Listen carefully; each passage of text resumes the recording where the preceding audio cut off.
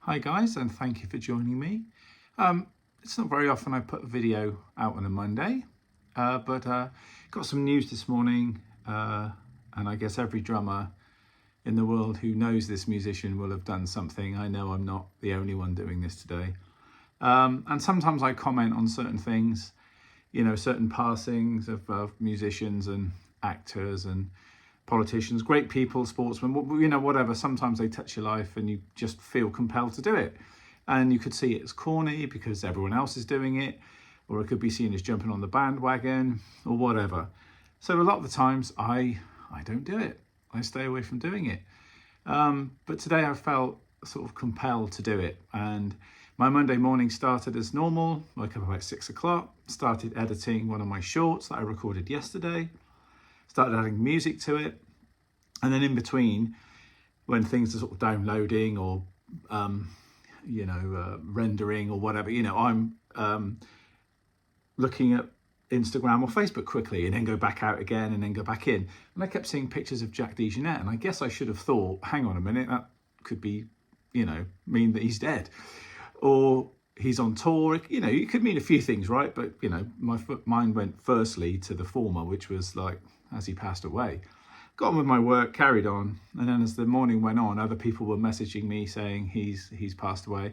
Some people saying, no, it's a hoax. And I was thinking, why would you hoax anyone's death? But, a jazz drummer's death, of course, he wasn't just a jazz drummer, but we'll get into that. Anyway, and then it came to pass, literally, that Jack DeJohnette, the great jazz drummer, pianist, composer, all-round amazing man, had passed away, which was really, really sad. I have to say that I discovered Jack's playing a lot later. I remember my dad buying me a book called Different Drummers, which had transcriptions from a whole host of jazz players, Roy Haynes, Elvin Jones, Philly Joe Jones, and so on. And one of them was a page or two on Jack DeJohnette.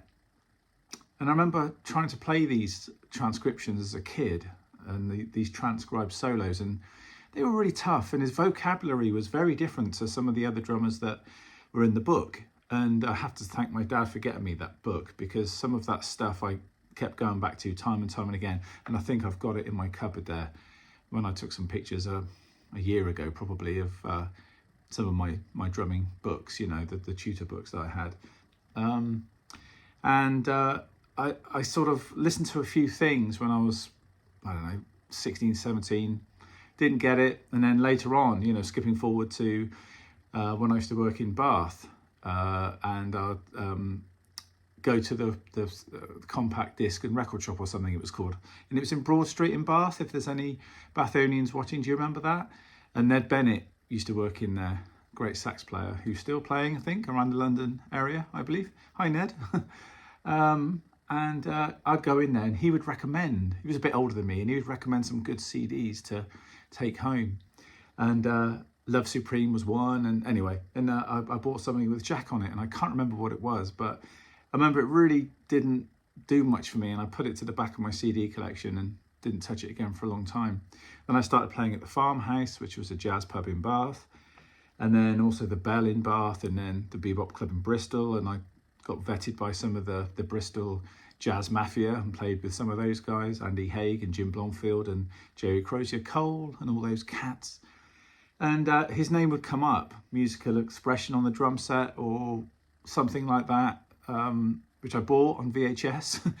and that's when the penny dropped, when I saw him playing that beautiful sonal kit.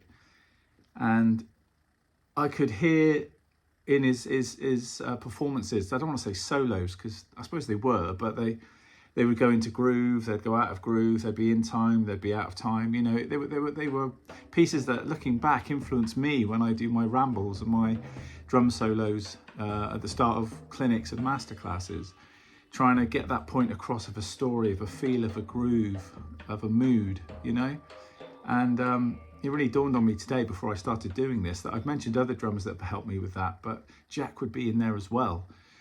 Because when he's playing those performances just on his own, it's, I don't want to say the word solo, as I say, I mean solo because he's on his own, but it's not a drum solo.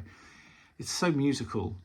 And the way he would play a lot of his jazz comping patterns and go over the bar and wouldn't resolve them in an obvious place, whereas some people like the drummers I'd listen to, like Joe Morello, Philly Joe Jones, Jimmy Cobb, more sort of classic jazz players, I would say, in the old school, though Jack was part of that. But I put him in the similar camp to Roy Haynes and Elvin Jones, really. You know, they were similar ages, but they were just pushing the envelope a little bit more. And it doesn't mean one's better than the other. It was just a different approach. Their vocabulary they were using with their comping and expression on the set was different, thankfully, which means we get loads of different players. And then you have Tony Williams in there as well, doing something different again. You know, a really interesting time in the 50s and 60s, the same as it was in pop music. You know, loads of good stuff was happening. You know, and just the way that Jack would play some phrases on the drums, and he would start with the bass drum rather than the hands, and he would start on the and of a beat, and then sometimes go over the bar again and things like that, which, you know, blew my mind, because, as I say, I was a young guy playing and I was trying to keep it very classic, you know, very sharp and in the zone, and I found Elvin and Jack's way of playing quite hard to get to mentally. I mean, no one can play like them, but you know what I mean, to get to. And then eventually it started to, the pennies start to drop, as they say, and I started to understand completely what his playing was about, and it really appealed to me. And then I went out and bought more vinyl and CDs with Jack on. Unfortunately, most of them aren't here. They're at my mum's in the garage, stacked away nicely in one of Dad's old record case things that he's got or had. And I nearly bought a copy of one of his solo records, Pictures, in Chippenham a little while ago in a second-hand shop, and I walked around with it in my hand and I put it back, and I really should have got it, because that's an amazing record, and I've obviously streamed it, but the chance to have the vinyl, and it was quite expensive, but I should have got it. But listening to his album his playing on the album Super Blue by Freddie Hubbard's a favourite of mine. And Tales of the Hudson, of course, with Michael Brecker, and there's another Michael Brecker one as well. Can't remember what that one's called, but that's got some great stuff on it. I might put the album cover up in a second. But they were all on CD, those, not on vinyl, unfortunately, because it was that time where they were only releasing them on CD. But yeah, what a drummer, you know. And obviously, I said earlier, he wasn't just a drummer; he played great piano. And I remember Ken Dewar, who was working, and I was working with Ken at Sonor Drums, because Jack DeJohnette was a Sonor endorser. And one time Ken had to take a drum set down to where he was doing a performance somewhere in London, I think it was. And I couldn't go. I had to stay in the warehouse and keep, you know, sending out all the orders and stuff. And he went down, and he said that when he got there, he was playing on the grand piano. And I was like, grand piano? He said, yeah, he plays piano. And he's amazing. So he's going to do this evening with Jack DeJohnette where he plays the piano, then he plays a bit on the drums, he obviously talks a bit, and then does a few more things on both of those instruments. And I was just blown away. And I've always been very envious of anyone that plays another instrument.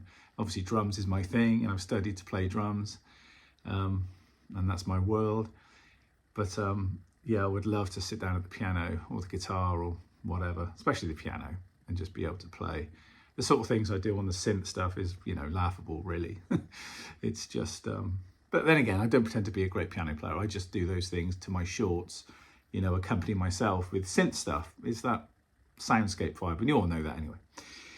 So yeah, you know, listening to those records, watching that video, probably in my mid-20s, I suddenly got what he was about, and he's such an emotional player. And as I say, I forgot that he's, you know, misplaced in my memory, that he's really part of what I'm trying to do now with the expression on the drum set when I'm talking to people at workshops and master classes and clinics about trying to tell a story, have a flow, you know. If you want all chops, that's fine. Just do a solo with all chops, because some of his, you know, his improvisations, that's a better word, would be quite chopsy. And then other times, you know, there'd be more on the ride and groove based. And the way he broke the time up was, you know, different to Tony. It was such an original thing, you know, not always playing the hi-hat on 2 and 4, you know, using the hi-hat as part of a fill, a bit like Tony, I guess, but in a different way. It was different. And the way he actually played the ride cymbal and the note values he would use on his ride cymbal on swing were very different. And it was just something about it. And reading that John Riley book, The Art of Bop Drumming, I think it is, the first one. No, it's in the second one, I believe, where he's got some solos taken from that solo album I just mentioned. And he talks about how Jack expressed himself when he was on about his comping, when he would talk to students. And it was really interesting. You know, there's some analogy that he saw it like clothes in a dryer, you know, would spin around one way, then sometimes things would go the other, things would drop down and restart, and, you know, as the cycles were going. And he saw his comping like that, so things never fell in the same place all the time. So you didn't play 4 bars and then digga-da-boom at the end, or 8 bars, digga-da-boom.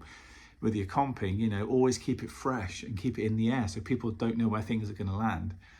And that influenced me a hell of a lot, you know, just playing time when you're playing behind a soloist, you know, in the jazz scenario. It's that's really good advice. You know, you don't want to be something where people in the audience are going, any minute now is going to go dega-da-boom or da-boom or whatever.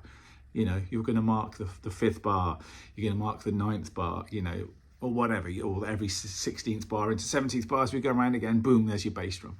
Things like that, just keeping it open and never letting it land in an obvious place. Hard to do, you know, because we all think in 4s and 8s, but that was a mighty thing. And managed to see him live with Gary Peacock and Keith Jarrett at the Royal Festival Hall. And I would play there a few years afterwards with Susie, so that was kind of a gas. But so I saw him play once, and I've got to say that night that trio can't have a bad night, obviously.